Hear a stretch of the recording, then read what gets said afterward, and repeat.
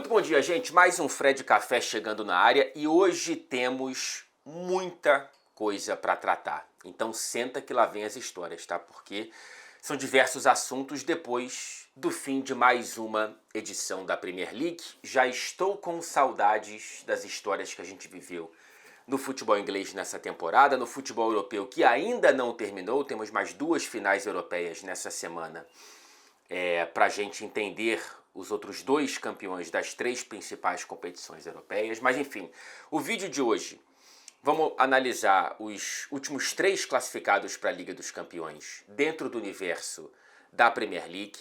Vou dizer aqui para você qual foi a minha principal seleção da Premier League. Por que principal? Porque também vou falar sobre a minha seleção da Premier League somente dentro do mundo fora do Big Six. Aliás, Big Six, que daqui a pouco é um tema aqui.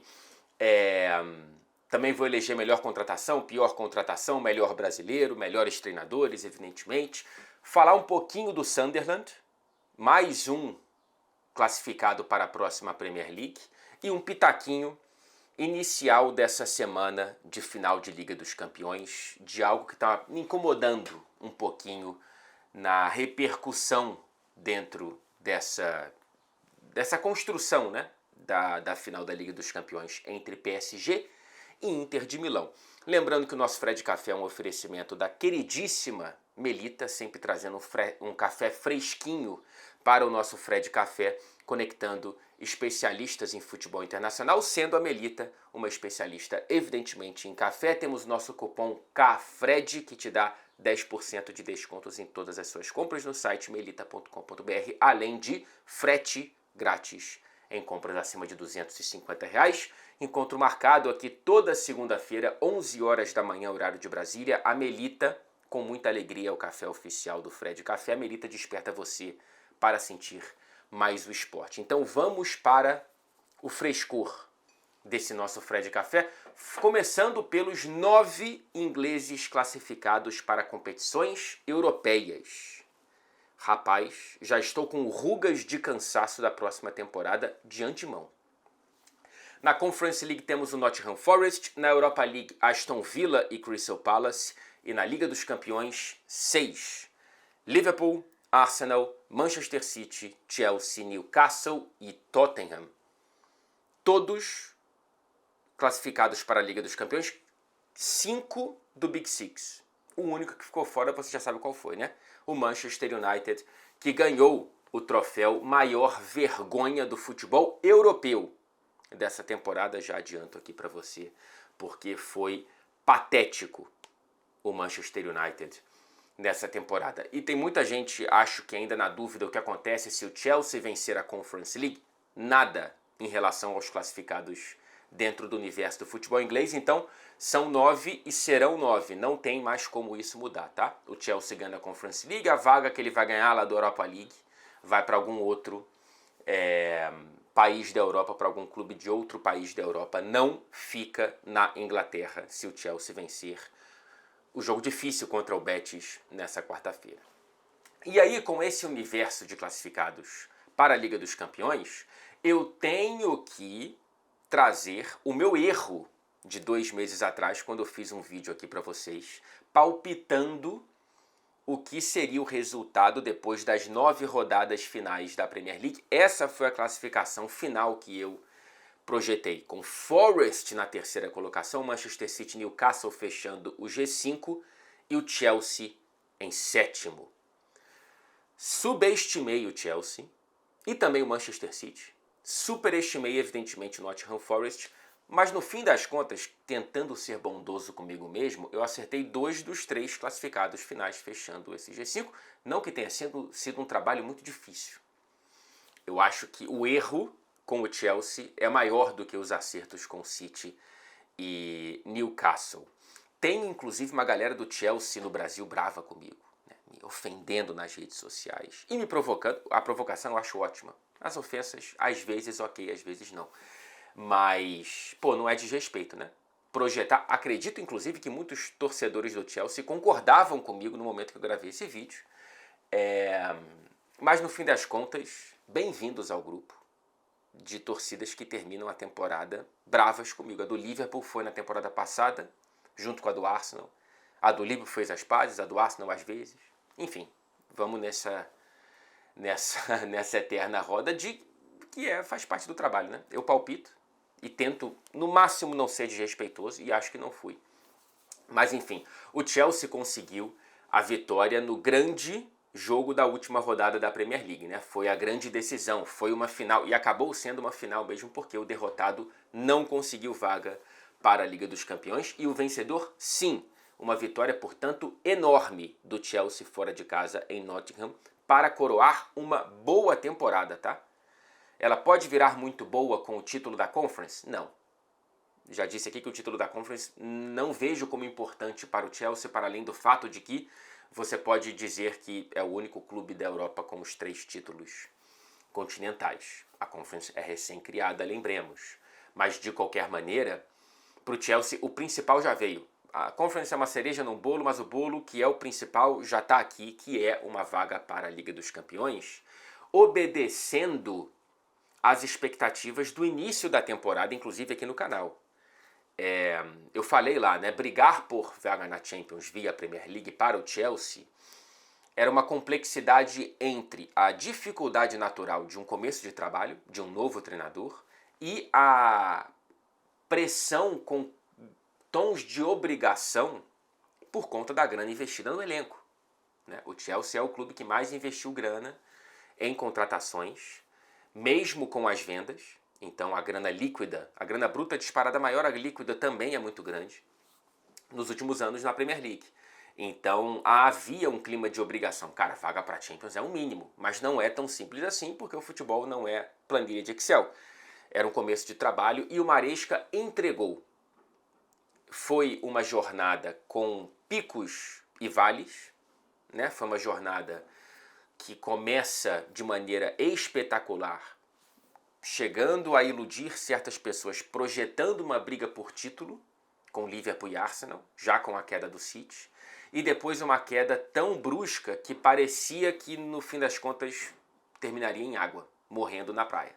Mas não foi assim, e o trabalho do Maresca é bom, com um elenco que, apesar de tanta grana investida, ainda tem buracos, ainda tem problemas. E a grande questão, já projetando a próxima temporada, e é claro que eu não vou fazer isso com detalhes agora, é só um pitaco, é que o Chelsea necessariamente precisa de um centroavante. Se tivesse um grande centroavante e se tivesse também um grande goleiro, o Chelsea possivelmente poderia ter brigado por mais coisas. Mas consegue essa vaga na Liga dos Campeões. O Chelsea, que receberá o Estevão. Não nos esqueçamos disso. Vamos ver como é que vai ser esse Chelsea, mas o Estevão chega num Chelsea classificado para a Liga dos Campeões. Para o Forest, a felicidade de voltar a disputar uma competição europeia depois de 3 décadas fica eclipsada pelo anticlímax de não conseguir uma vaga para a Liga dos Campeões depois de ter a faca e o queijo na mão. O Forest ficou muito mais rodadas dentro da zona de classificação do que fora e termina na 7ª colocação, então é um gosto amargo, não é um gosto doce, apesar de uma grandiosa temporada. O Forest mais que dobrou a própria pontuação em relação à Premier League passada. Então é um grande trabalho, porém quando você conquista algo que parecia quase correto, quase certo, é você subir o Everest e descer antes de chegar no topo da montanha, né?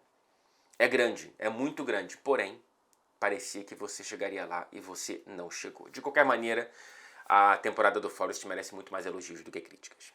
Outro que se classificou matematicamente nessa última rodada, apesar de que chegou nela praticamente classificado, foi o Manchester City, numa temporada rotulada como desastrosa pelo próprio treinador. Inclusive eu convido você, se não tiver muitos problemas com o castelhano, com a língua espanhola, eu fiz uma entrevista na semana passada exclusiva com o Pepe Guardiola para a TNT Sports México, que tem os direitos de transmissão da Premier League para o México, e portanto por isso eu tenho acesso a essas entrevistas, diferentemente da TNT Sports Brasil, que só tem os direitos da Champions e não tem essas entrevistas da Premier.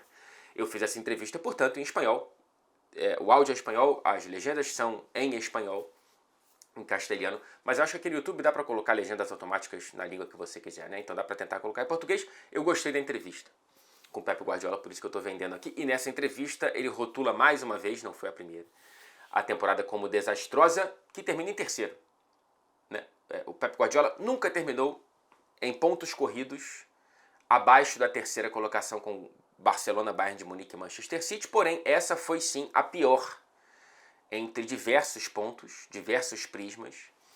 Pior temporada de um clube treinado por Guardiola nos pontos corridos. Pior pontuação, maior número de derrotas, menor número de vitórias, mais gols sofridos, menos gols marcados, então, enfim. Foi uma temporada realmente muito complicada desse Manchester City. Também é uma temporada sem um grande título, conquistou a Supercopa da Inglaterra lá no começo e pode terminar com a conquista do novo Mundial de Clubes, mas é uma temporada para os padrões do próprio City, e são esses os padrões que o City tem que se cobrar, é uma temporada muito ruim. Principalmente dentro de campo, né? De resultado, no fim das contas, consegue vagar na Champions em terceira colocação. É uma queda brusca, porém é um acidente sem vítimas fatais. Mas tem muita coisa para melhorar, para tentar voltar a brigar pelo título da Premier League na próxima temporada. Olha a janela que o Liverpool já faz. Aliás, é um tema que virá daqui a pouco. Eu vou fazer várias promessas de vídeos mais detalhados sobre temas que eu estou pincelando aqui no vídeo de hoje, tá? E esses vídeos virão depois com um descanso maior, depois que eu voltar de Munique, com essa alegria de cobrir mais uma final de Liga dos Campeões. Mas enfim, falarei do Liverpool, falarei também de janela, de City, de outros clubes e tudo mais, porque projetamos uma janela muito agitada no futebol europeu em geral, não apenas no futebol inglês. Fechando o capítulo City, 15ª temporada consecutiva na Liga dos Campeões. E o Newcastle, que consegue essa vaga mesmo flertando com o amargor de perdê-la, porque perde para o Everton dentro de casa nessa última rodada, sem vítimas fatais, mais um acidente leve. Consegue voltar à Champions depois de uma temporada de ausência, para fechar uma temporada 10-10. Não tiro nenhum pontinho dessa temporada do Newcastle, que volta a ser campeão depois de 70 anos sem título e classificado para a Liga dos Campeões. Então tem condições de sonhar com, por exemplo, segurar os grandes destaques, Isaac, Bruno Guimarães e outros, e reforçar-se de maneira interessante já com a Liga dos Campeões como realidade para o Eddie Howe, muito bom treinador, mais uma vez um dos melhores dentro do futebol inglês e certamente o melhor inglês, mais uma vez, inclusive. O Newcastle, que é um dos clubes que eu acho que em termos de PSR, que é a sigla para o novo nem tão novo Fair Play financeiro da Premier League, parece um pouco com a corda no pescoço, o dinheiro da Champions é muito bem-vindo. Para o Aston Villa, e é um capítulo que eu preciso falar rapidamente aqui, é um problema. É um problema em questões financeiras, inclusive, não principalmente porque o futebol não é Excel, mas é um problema porque aparentemente precisava da grana da Champions para não ter que fazer grandes manobras para sobreviver no fair play financeiro. Também da UEFA, porque o Aston Villa consegue vaga na Europa League, então entrará no fair play financeiro da UEFA, não só da Premier na próxima temporada. O Aston Villa que foi sim prejudicado no gol anulado em Old Trafford contra o Manchester United nessa última rodada. Ponto. Não tem muito debate, gente. Não tem muito debate. O árbitro apitou cedo. Marcou falta de Morgan Rogers no goleiro turco Bayındır, que não tinha a bola completamente dominada. A bola estava em disputa, não configura falta e não tem como o VAR intervir porque o árbitro apitou antes do lance terminar. E não é uma questão que você consegue entender muito o árbitro, cara. Assim, deixa o lance correr, apita depois e aí o VAR pode entrar. Como ele apita antes, se eu não me engano, tecnicamente o VAR não pode entrar. É muito ruim, né? É um erro muito ruim que prejudica o Aston Villa. Aos 73 minutos estava sobrevivendo em Old Trafford com um homem a menos. Porém, é exagero, na minha visão, dizer que esse erro custou a vaga para a Champions no campeonato de 38 rodadas. Se esse erro ocorresse exatamente na terceira rodada, ele não teria o tamanho que tem. Ele tem o tamanho que tem porque, naturalmente, foi o último esforço e foi a última chance do Aston Villa conseguir uma vaga na Liga dos Campeões, mas estava jogando pior do que o Manchester United, inclusive antes mesmo da expulsão justa do Dibu Martínez. e faltavam 20 minutos, mesmo se tivesse marcado, poderia ter sofrido empate ou a virada, porque jogava com um homem a menos. De qualquer maneira, o Villa acaba com uma vaga para a Copa Unai Emery, né? Vai jogar a Europa League, especialista enquanto treinador não há maior do que o treinador espanhol, e eu estou curioso para ver como é que vai ser a sobrevivência do Aston Villa no fair play financeiro com a água no pescoço. Pitaco rápido sobre o divórcio já anunciado de Manchester United e Alejandro Garnacho. Primeira piada, faça aí a sua aposta de por qual clube Garnacho será campeão e estrela no fim da próxima temporada, como mais um ex-Manchester United, como McTominay, Lukaku, Antony e tantos outros, De Gea. Brincadeiras à parte, o Garnacho tem problemas de comportamento e o Amorim tem problemas de intransigência. Não sei, cara. A tragédia do Manchester United merece um capítulo à parte que virá mais uma promessa de vídeo para o mês de junho. Vamos agora para as seleções dessa Premier League, segundo eu mesmo. Depois eu quero ver o que você discorda, com o que você concorda. Começando pela seleção principal. A minha seleção da Premier League, abordando todos os clubes e todos os jogadores e treinadores. Alisson no gol, Timber na direita, Cucurella na esquerda. Dupla de zaga, Gabriel Magalhães e Van Dijk. No meio-campo, Gravenberch, McAllister e Declan Rice. Na frente, Mohamed Salah na direita, Morgan Rogers na esquerda e Alexander Isak como centroavante desse time treinado por Arne Slot. Portanto, os melhores jogadores e o melhor treinador da Premier League para mim. Nomes muito bons ficaram fora. Eu sei disso, não vou nem começar a listá-los porque a lista é longa. Seleção do mundo fora do Big Six. E aqui eu só abordo os clubes fora do Big Six e jogadores que não estão na primeira seleção também. Então, por exemplo, o Morgan Rogers não pode entrar aqui. O Isak não pode entrar aqui. Mas quem? Acho que são os dois, né? São dois que não faziam parte do Big Six que entraram na seleção principal. Então, esses dois não estão nessa. Matt Sells, do Nottingham Forest no gol. Na direita, Daniel Muñoz, do Crystal Palace. Na esquerda, o Milos Kerkez, do Bournemouth e futuro Liverpool. Centro de zaga, o Hausen, do Bournemouth, futuro Real Madrid. E o Milenkovic, do Nottingham Forest no meio campo. Yuri Tielemans, do Aston Villa. Bruno Guimarães, do Newcastle. E Matheus Cunha, do Wolverhampton. Na direita, o Mbeumo, do Brentford. E na esquerda, Anthony Gordon, do Newcastle. Centroavante, Chris Wood, o neozelandês do Nottingham Forest. O treinador, Nuno Espírito Santo. Caramba, Fred, por que não é o Eddie Howe? Ele conseguiu a classificação com o Newcastle. Fazer o que o Nuno Espírito Santo fez é muito mais difícil.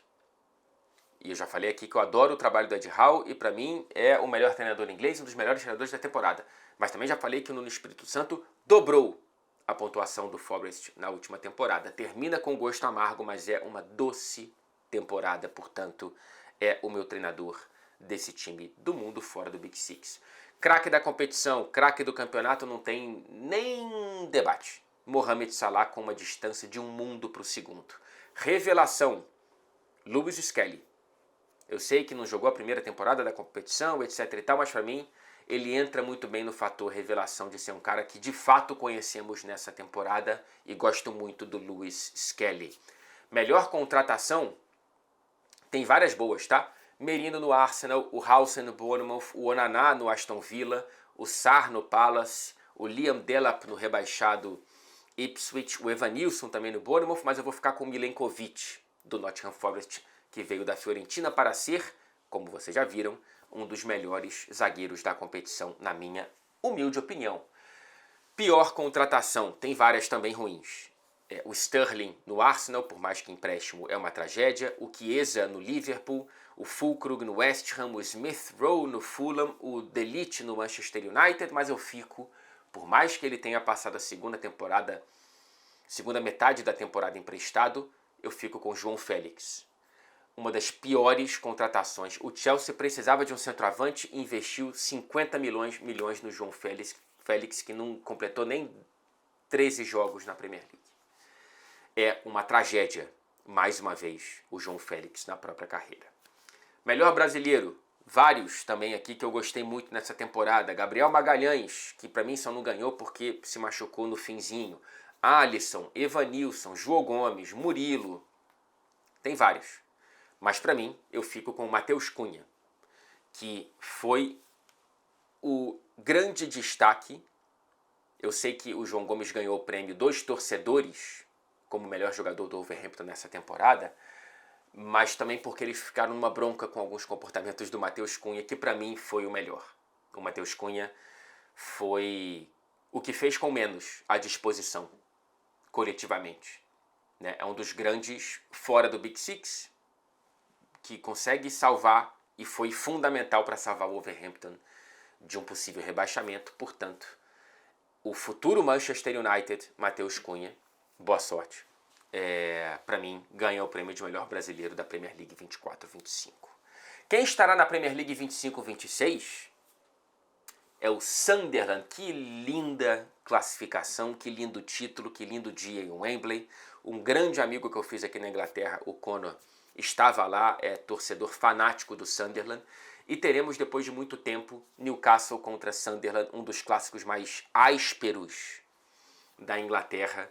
Teremos esse clássico na Premier League. O Sunderland está de volta pela primeira vez desde 2017. Uma jornada que chegou a bater no fundo do poço na terceira divisão, depois de uma queda seguida em 2018. Uma vitória de virada para cima do favoritíssimo Sheffield United, que não consegue a classificação para a Premier League, a promoção para a Premier League, mesmo depois de uma campanha que somou 90 pontos. Inclusive, o Sunderland é o primeiro campeão dos playoffs da Championship a vencer a final de virada depois de 15 anos. Geralmente, quem faz o primeiro gol consegue a classificação. Gol de virada selado nos acréscimos por Tom Watson. Prata da casa, 19 anos, já vendido para o Brighton. Que maneira linda de você se despedir do clube que te deu tudo no futebol. Uma final decidida nos últimos momentos, depois de uma semifinal também decidida nos últimos momentos contra o Coventry City. O Sunderland, portanto, merece um vídeo para si.